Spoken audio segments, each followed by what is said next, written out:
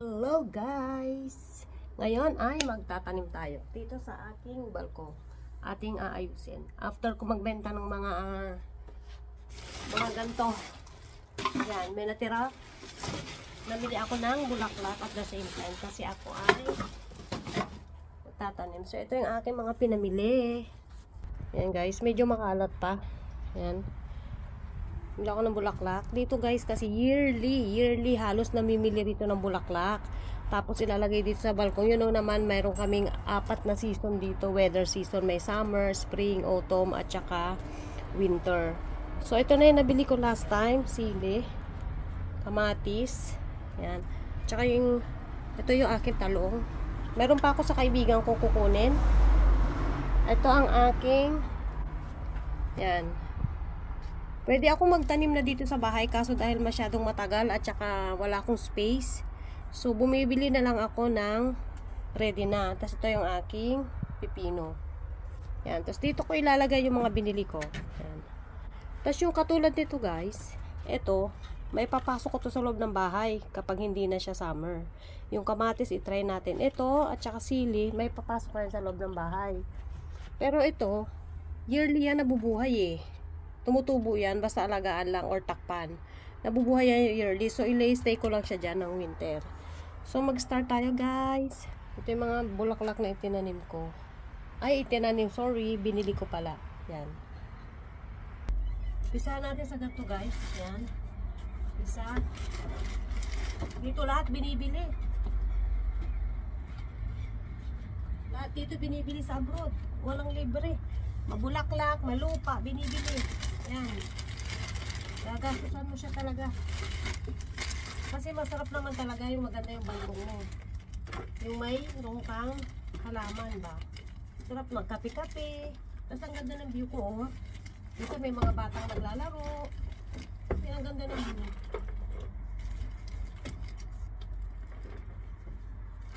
Meron akong video, yung mga bago-bago pa akong nagbablog. Meron akong video na ang dami kong tanim sa balkong. Meron akong okra. Yung okra kahit winter, pinapasok ko sa loob ng bahay yun. Tapos, mabigyan ako ng ilang perasong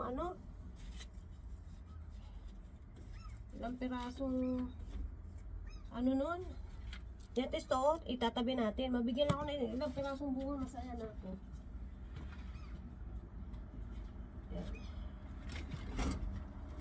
Nagigisa lang siya muna para natin. Ayan. Itong isa naman kasi dalawang ganito na yung binili ko lupa. Pag kinulang bili tayo ulit. Magastos ha, pero yung kaligayahan na makikita mo yung balkong mo na may na may mga bulaklak. Ano naman to, yung 3 piraso, 80 ganon. Binili ko siya, yung pinakamura na pinili ko.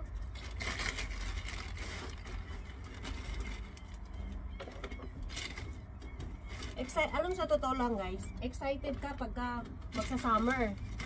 Maglalagay ka ng ganito. Pero boring pag pa-winter na eh, mga crosspen ba tawag doon? Kasi boring na kasi nakakatamad na magligpit ba? Ilagay ko lang muna ng ganyan. Ito.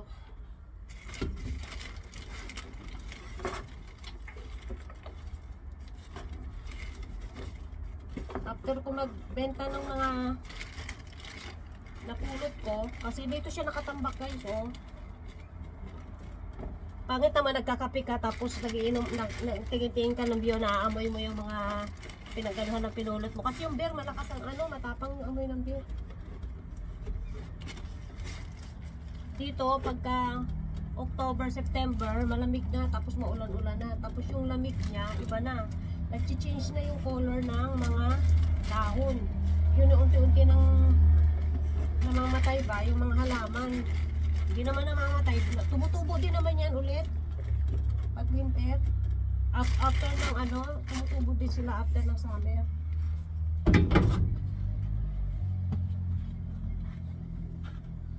ako ng ilang piraso nito, 6. Kasi 3 siya for 80 plus. Grabe, magkano rin binayad ko? Ito lang bulaklak lang talagang gagastusan mo talaga. Lahat ng bagay, gagastusan.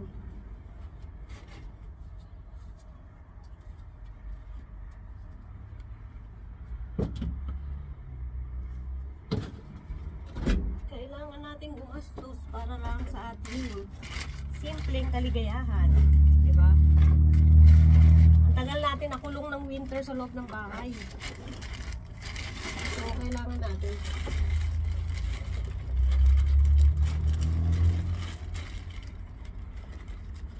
Ang tulips, pag tinanim mo yan, nabubuhay yun. Yearly yun nabubuhay. Tutubo lang yun. Kaso hindi na ako nagbili. Next year na.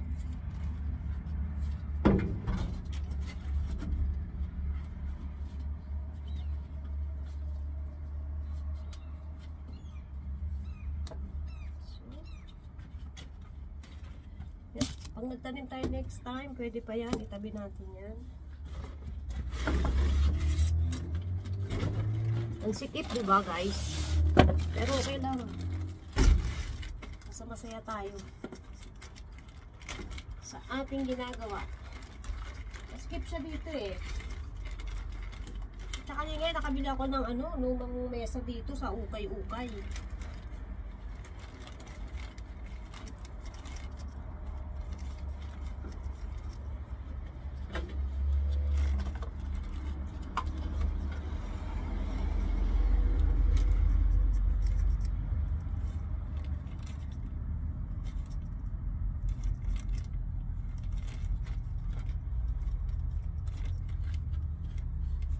Pagsasamahin ko sa isang pagsasama-samahin ko lang yung aking mga halaman na pwedeng matutumubo ulit next year.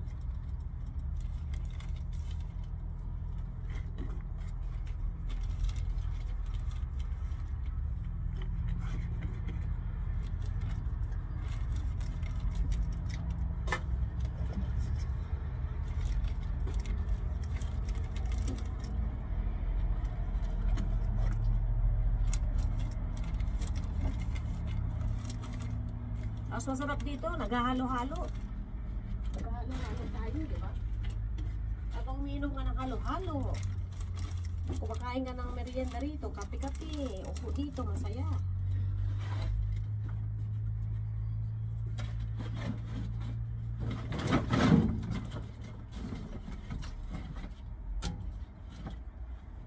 $1,499, ayan o. 6 na piraso. Bale, 100 siya mahigit. Basta 100 na rin. So, iaano natin siya.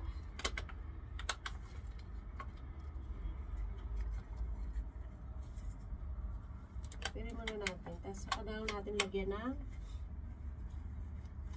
halaman.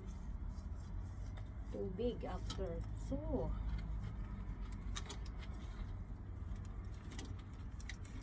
patong lang natin ng ganyan kasi mag-grow pa yan. Lalago pa yan.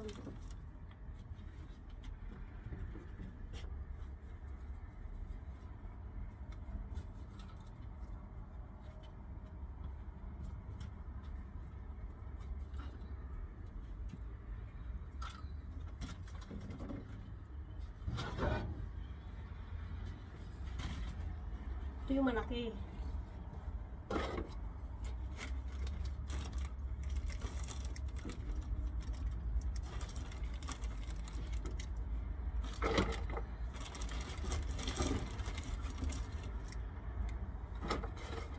Ang ginagawa ko yearly, yung mga halaman, di ko rin yung tinatapon, dinadagdagan ko lang.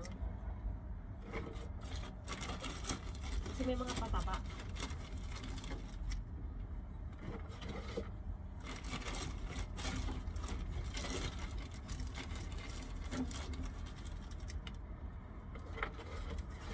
Orchids ang paborito ko halaman at saka tulips. Kasi ang orchids, ang bulaklak niya napakatagal bago mawala. Tsaka Matagal talaga siya. Nag-grow siya ng matagal. Basta marunong ka mag-alaga.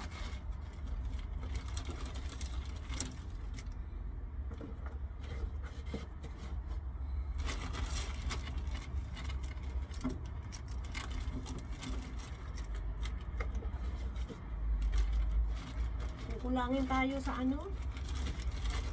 Kukulangin tayo sa lupa. So, kung ano lang yung kaya natin ngayon.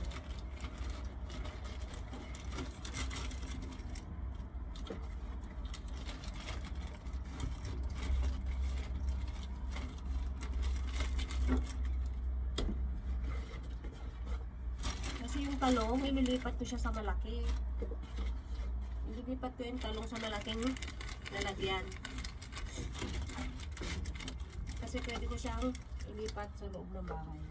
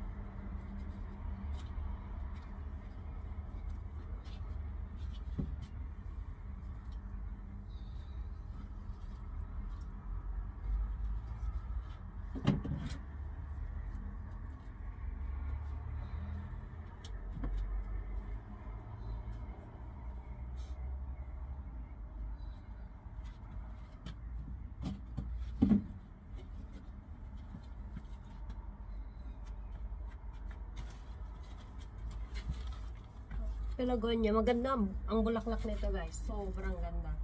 Tsaka nag-grow siya ng malaki. Bukang-buka. So, lagyan natin yun dyan.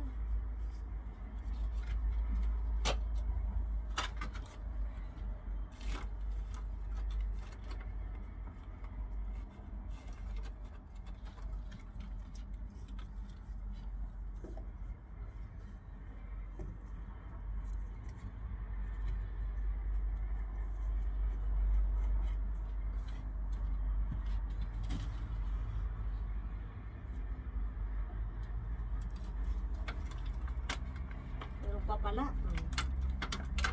Akala ko bitin, hindi pala. Hindi pala siya bitin. Sobra-sobra.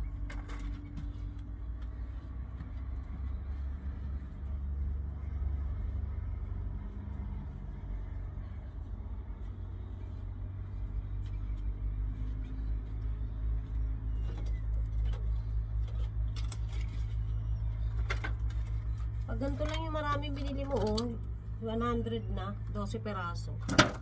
Pwede na siya. Pang dagdag. Gusto ko siya i-change. So, dito siya. Yeah. Maganda tignan. Mas maganda siya tignan.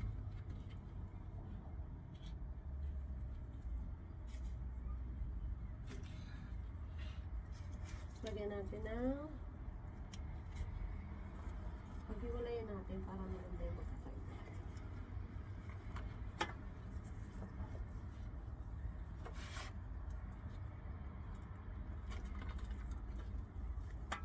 Dami niyang ugat, oh.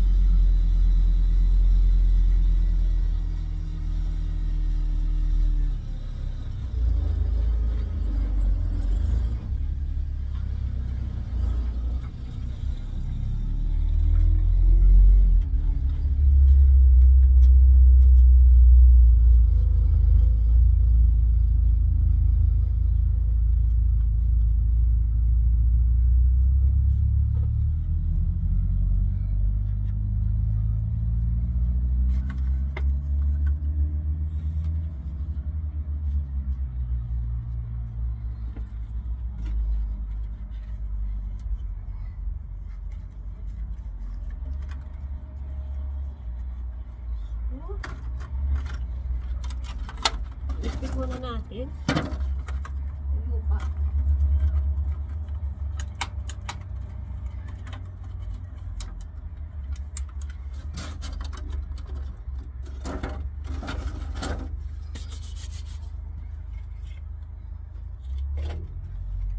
May isa.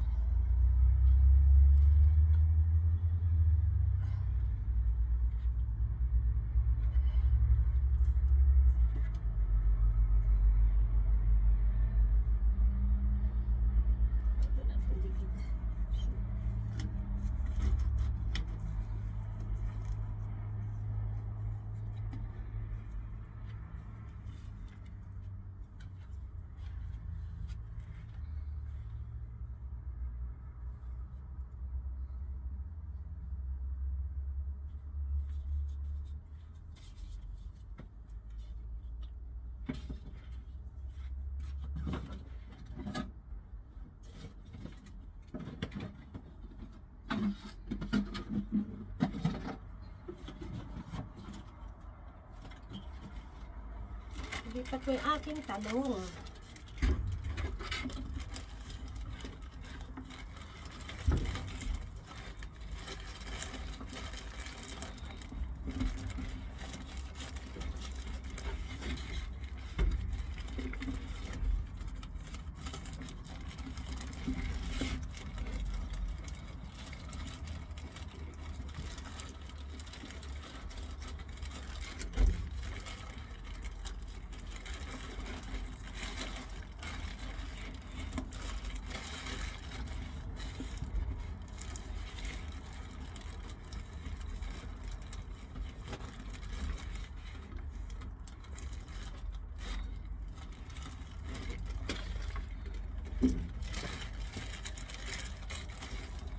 Basa siya, kaya matigas na.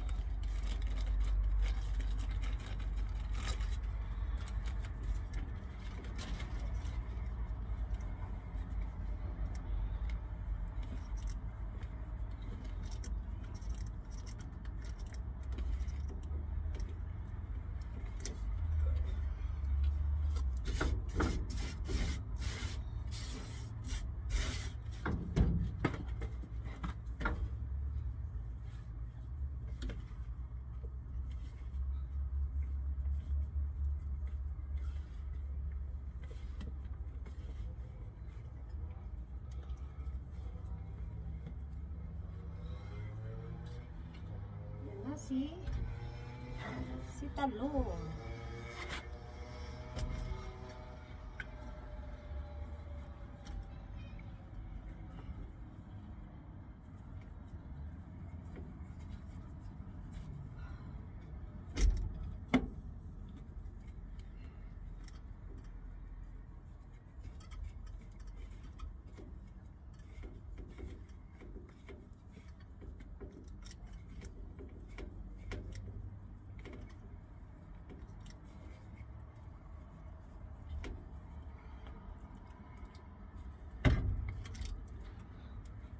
Na guys, si talong. Ganito siya lang.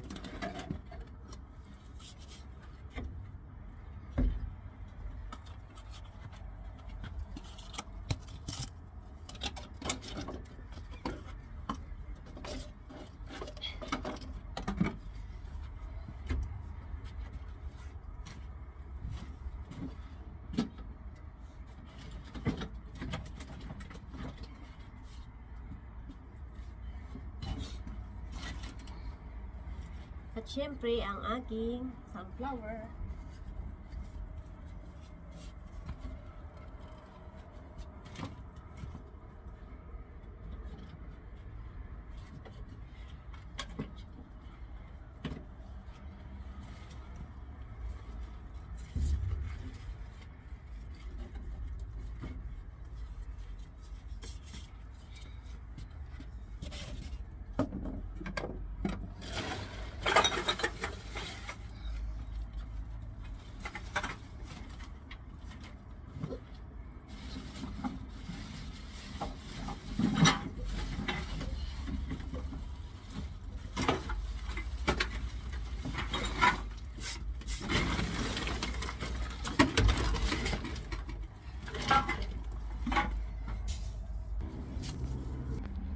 Ayan na guys.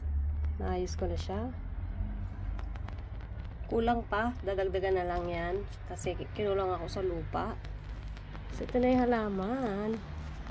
O, diba? Yung aking sunflower. Yan. Next year, mabubuhay siya ulit. So, papasok siya sa loob. Ito mga to, pwede siyang mabuhay. Yan, pwedeng hindi na. Kasi depende sa winter. Hindi siya pwede ipasok na sa loob lahat. Yan. Yan ang aking mga. Tignan mo. Di ba ang ganda pag nandito ka sa labas, nagkakapi-kapi, tapos may mga nagpi-play dyan ng mga student. Or mga kahit hindi student, isang family. So, yan. Yan ang aming sala. Yan. So, ganyan siya. Simple lang. Hindi pa siya talagang tapos. Ito yung akin. Palitan ko pa siya. Meron pa ako mga pasok dito. Mga malaki. Yan. So, yan lang muna guys. Yan. Tapos buksan natin to. Pag mainit, bubuksan lang natin to. So, that's all. Thank you.